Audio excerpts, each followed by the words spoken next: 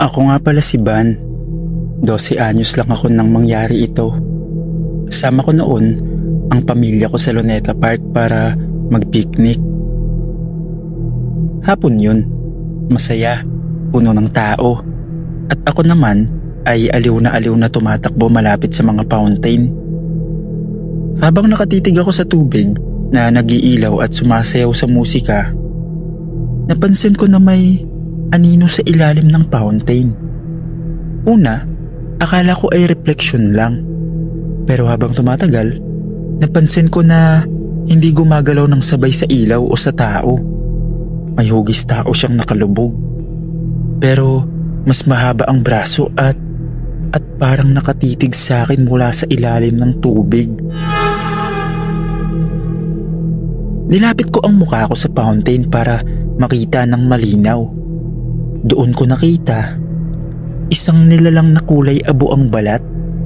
Mahaba ang daliri at walang mata pero nakangiti ng malapad. Gumalaw ito pa itaas, parang aahon sa ibabaw. Mabilis akong umatras at tumakbo papunta kay mama. Sabi ko, "Ma, may halimaw sa fountain. Nandun oh." Pero natawa lang siya. "Van, puro kakalokohan. Wala yan, refleksyon lang." Kahit ituro ko, wala silang nakakita kundi ilaw at tubig. Pinagalitan pa ako kasi baka raw madulas ako. Habang pinipilit kong ipaliwanag, nakita ko sa gilid ng mata ko na sumilip ulit ang nilalang mula sa tubig. Pero sa pagkakataong yun, nakalabas na ang kalahati ng katawan niya. Parang nag-aabang lang sa akin. Nanginginig ako at halos maiyak, pero walang naniniwala. Kinabukasan, nilagnat ako ng mataas at nagsalita ng wala sa wisyo. Sabi ng lola ko, baka raw may espiritu sa fountain na kumapit sa akin. Simula noon, bawal na akong lumapit sa mga fountain ng Luneta kahit araw pa. Hanggang ngayon, tuwing dumadaan kami sa Luneta, ramdam ko pa rin na may kung anong nakatingin mula sa ilalim ng tubig. Naghihintay lang ng bata na tulad ko na tatakutin niya. Hanggang dito na lang po, Sir Dave.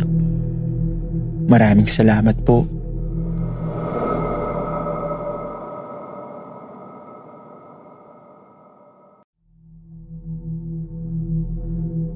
Sana mabasa itong karanasan ko.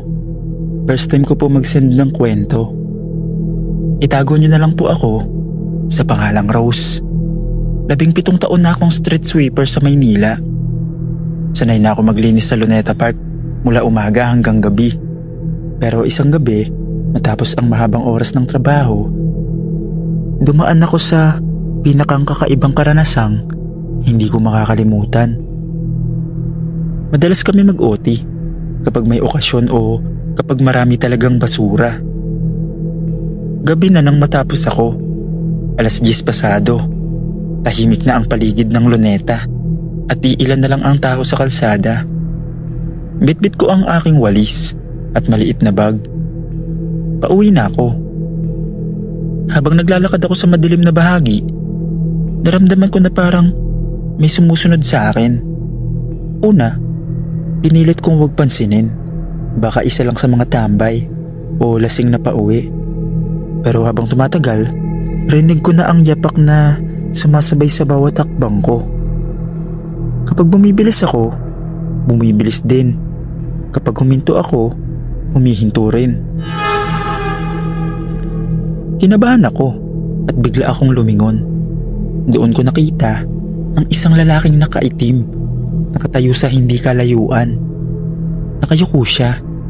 Hindi ko makita ang muka dahil natatakpan ng sombrero. Akala ko hold-upper, kaya mas binilisan ko ang lakad ko. Pero biglang lumamig ang hangin sa paligid. Nang sumulyap ulit ako, wala na siya sa dating pwesto. Nasa likuran ko na siya. Mas malapit pa ngayon. Doon ko nakita, mapupulang mata na tila nagliliwanag sa dilim. at isang ngiti na punong-puno ng matutulis na ngipin. Nalaglag ang walis ko at halos madaba sa pagmamadali. Tumakbo ko papunta sa mas maliwanag na bahagi ng kalsada kung saan may dumadaan pang jeep. Hindi ko na nilingon pa, pero ramdam ko ang matalim na tingin mula sa dilim. Pagdating ko sa bahay, hingal na hingal ako at nanginginig. Kumanento ko sa mga kasama ko sa trabaho kinabukasan at sabi nila may ilang beses na ring may sweeper na nakaramdam ng kung anong nilalang na parang tao pero may pulang mata na gumagala kapag malalim na ang gabi sa Luneta. Matapos yun, nagtuloy-tuloy pa rin naman ako sa trabaho ko. Pero hindi ko na siya muling nakita pa. Kahit anong pilit, hindi na ako nag-overtime na lampas ng 8:00. Hanggang dito na lang po, Sir Dave. Maraming salamat po.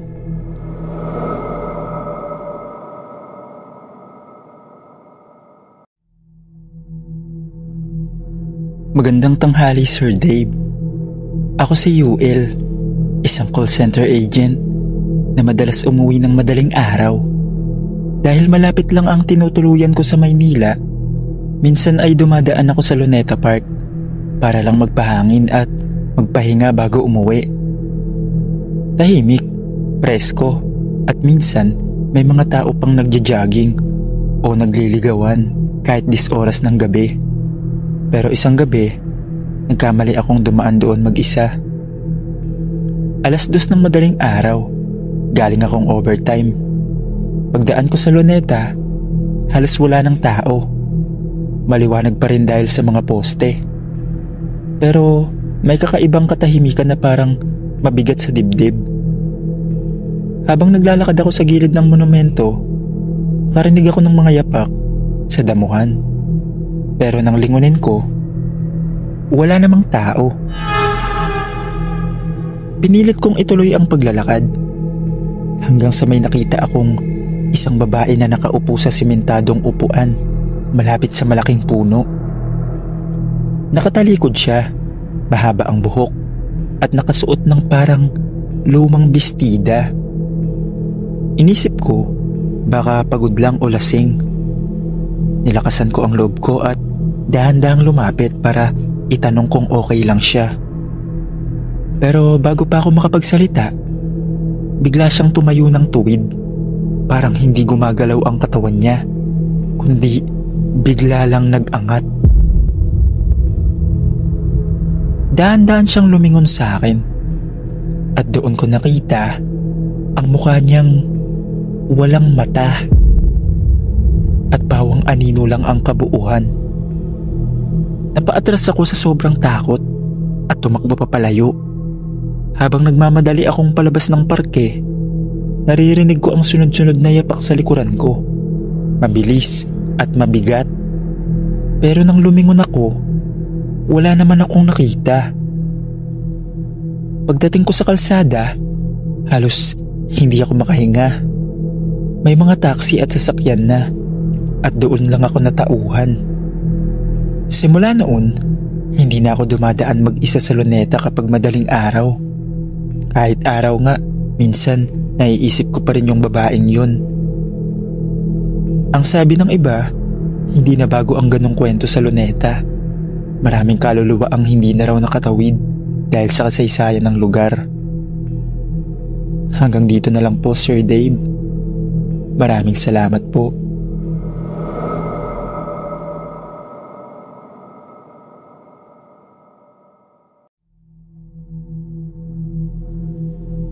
Tawagin niyo na lang po akong Delpin.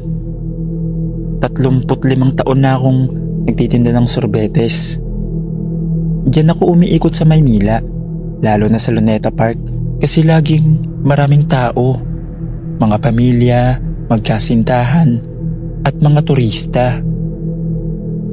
Isang gabi ng Biyernes, 11:00 na ng gabi, hindi ko inaasahan ang matinding karanasang hindi ko makakalimutan. Medyo matumal ang benta, kaya nagdesisyon akong pahabain ang oras ko. Ang paligid ay medyo madilim na kahit Kaunti na lang ang tao. Habang itinutulak ko ang kariton ko malapit sa monumento, napansin ko ang isang babae na nakatayo sa ilalim ng puno. Mahaba ang buhok niya, apot bewang, at nakaitim na bestida na parang luma na. Ang unang akala ko ay baka customer, kaya tinawag ko. Ice cream po, sorbetes, gusto niyo po? Hindi siya kumibo. Nakatayo lang siya roon, nakatalikod sa akin. Naramdaman ko ang malamig na simoy ng hangin na dumampi sa batok ko. Pero nang gumalaw ang babae, dahan-dahan siyang lumingon. At doon ko nakita ang mukha niyang itim na parang usok. Walang hulma ng ilong o mata. Puro itim lang ang mukha niya. Nabitawan ko ang hawak kong panalong maliit na kampanilya. At sa gulat ko, lumapit siya ng dahan-dahan pero hindi gumagalaw ang mga paa niya. Parang dumudulas lang sa lupa. Habang papalapit siya, naririnig ko ang boses na parang bulong. Nagugutom ako. Mabilis kong itinulak ang kariton ko at tumakbo palabas ng parke. Habang papalayo, naririnig ko pa ang kampanilya ng sorbetes ko na kumakalansing kahit hindi ko naman hawak. Nang lingunin ko saglit, nakita ko siyang nakatayo pa rin sa ilalim ng puno, pero tila mas malayo ang mga braso niya kaysa dati. Parang humahaba at sumusunod. Pagdating ko sa labasan ng luneta, doon ko naramdaman na nanginginig ako. Pawis na pawis kahit malamig ang gabi. Simula noon, hindi na ako pumapayag magbenta ng sorbete sa luneta kapag lampas 8:00 ng gabi. Sabi ng ilang kapwa ko sorbetero, may kwento na raw na isang babae ang pinatay sa luneta noong dekada 60 at mula noon ay may nagpapakita roong itim ang anyo. Siguro siya ang nakita ko. Hanggang dito na lang po, Sir Dave. Maraming salamat po.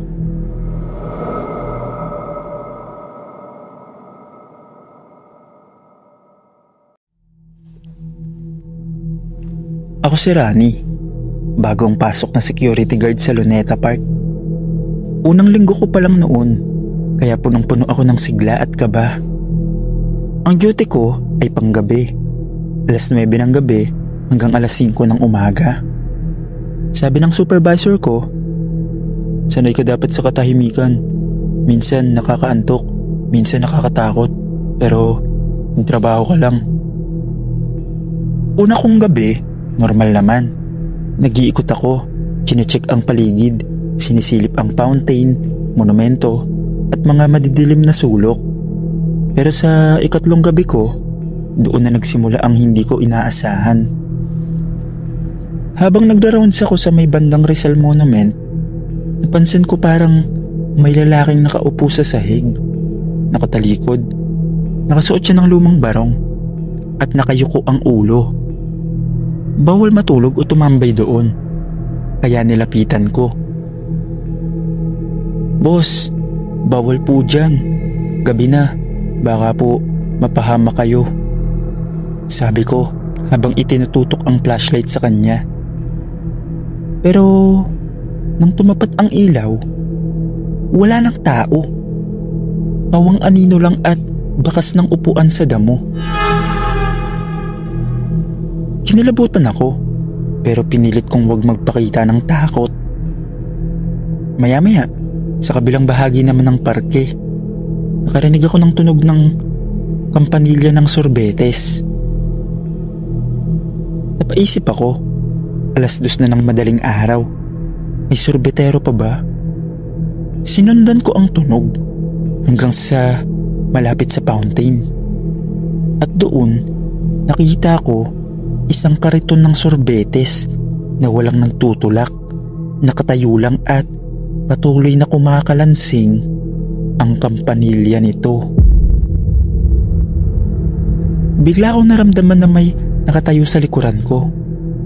Paglingon ko, Isang matandang lalaki. Maputla at namumula ang mga mata ang nakatitig sa akin. Hindi ito kumukurap, hindi gumagalaw. Napaatras ako at muntik nang mabitawan ang flashlight. Nang pumikit ako saglit at muling tumingin, wala na siya. Kinabukasan, nagtanong ako sa veteranong guard. Ang sabi niya, nakita mo na pala. Normal lang yan dito sa Luneta. Maraming naiwan na kaluluwa. Huwag mo na lang masyadong pansinin. Pero mula nun, tuwing duty ko sa gabi, palagi kong nararamdaman na may nakatingin mula sa dilim na parang sinusubok lang kung hanggang saan ang tapang ko. Hanggang dito na lang po, Sir Dave. Maraming salamat po.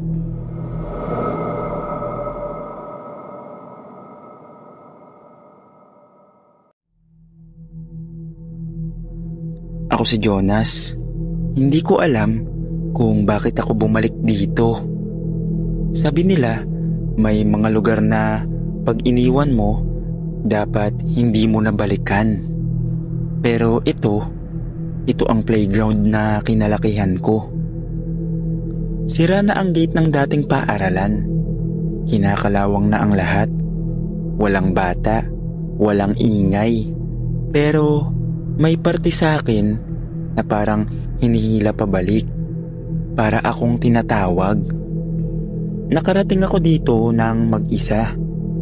6:00 ng hapon. Madilim na ang ulap. Parang uulan.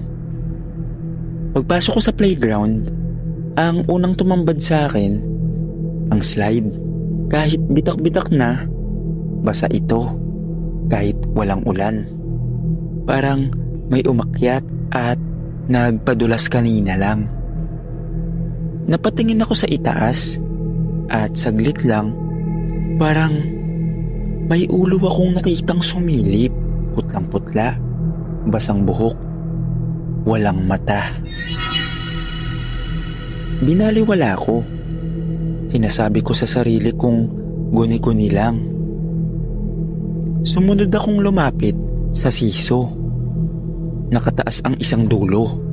Parang may nakaupo. Nang biglang bumagsak ito. May malamig na hangin na dumaan. At sa lupa, may mga basang yapak. Maliliit.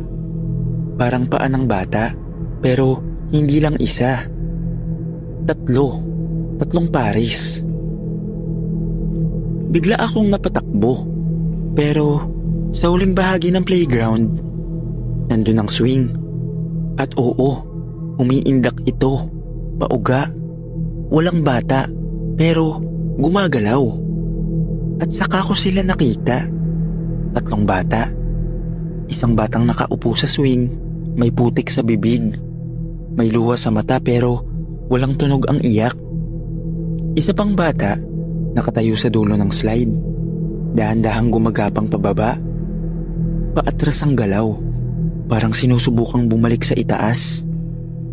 At ang isa, nakaupo sa siso, pero patay ang liig. Nakayuko, parang nabali. Lahat sila nakatingin sa akin. Sabay-sabay sila nagsalita, parang iisang boses lang. Ikaw ang bago naming kalaro. Napaatras ako. Tumakbo. Nadapa. Gumapang palabas ng gate. Hindi ko alam kung paano ako nakaligtas.